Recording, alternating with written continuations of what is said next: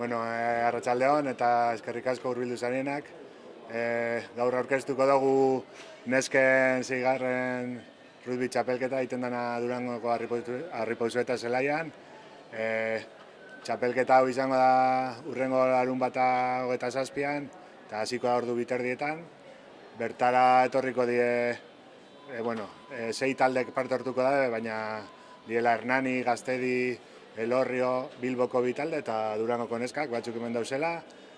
Eta hori, gutxi gora bera batuko gara die 153 jokalari. Eta hori, helburua da pizkat rugbia eta bai emakumeen rugbia sustatzea. Eta hori, ahalik eta arratsalde politena pasatzea kirola uztartuz, ez? Eta emango txete hitza Enarari dela Durango rugby taldeko nesken kapitain berria.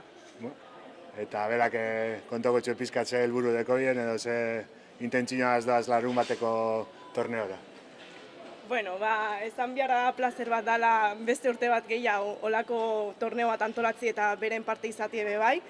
Azkenien rugbia ikusgarritasuna emoteko eta baita ere batez be nesken rugbiai eta animatzen dien hurbiltzeat ikustera neskak eta baita ere probatzea rugbia.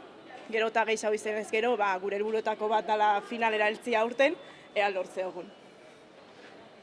Eta aprobetxatuz hemen zauziela edabideak, animatu batez be Durangoko jente hurbiltzen den zelaira, uste dute eguraldiaz dela oso txarra izango, así que egongo den girue polita izango dela, pizkate jaietarako rodajea hasteko, así que hemendik gonbidapena hurbildu nahi da mundu guztiantzako.